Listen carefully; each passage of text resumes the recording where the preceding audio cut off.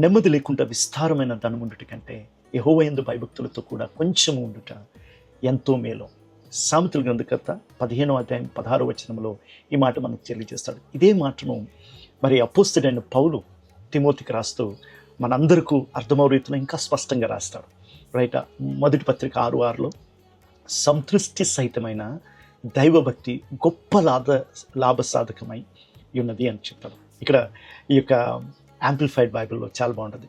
Godliness accompanied with contentment. Right, దేవుని యందు భయభక్తులంట ఒక సంతృష్టి సహితమైన ఆ యొక్క తృప్తిని మనందరికీ దయచేస్తుందంట. దాని కొరకే ప్రజలు కొట్టుకులాడుతూ ఉంటారు. కానీ దేవునికి ఇచ్చే స్థానాన్ని దేవునికి మనం ఇచ్చినప్పుడు, అందుకే యేసయ్య కూడా ఈ మాట చెప్తారు, వీటన్నిటి వెనుక మీరు పరిగెత్తద్దు, నన్ను వెతికి చూడండి, నన్ను ఏ ప్లేస్లో పెట్టాలో ఆ ప్లేస్లో పెట్టి చూడండి. అదే దేవుని యందు భయభక్తులు కలిగి ఉంటుందంటే. ఇవన్నీ కూడా మన వెనక వస్తాయని బైబిల్ సెలవిస్తుంది. మనం ఐశ్వర్యం చూడమా? ఖచ్చితంగా చూస్తాం. మనము స్థిరమైన కలిమిని చూస్తాం, సమృద్ధిని చూస్తాం. దేవుడు ఆకాశవాకులు విప్పడం మనకు మాత్రమే దేవుడిచ్చిన వాగ్దానమైనది.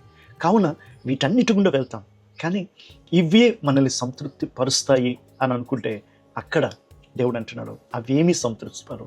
నా యందు భయభక్తులు, నన్ను ఆరాధించుట, నన్ను సేవించుట, నన్ను వెంబడించుట అనేది మనిషిలో ఆయనకి ఏదున్నా లేకపోయినా ఒక నిజమైన సంతృష్టిని ఇచ్చేదిగా ఉంటుంది. ఆ సంతృష్టితో మనం జీవించుదాం కాక.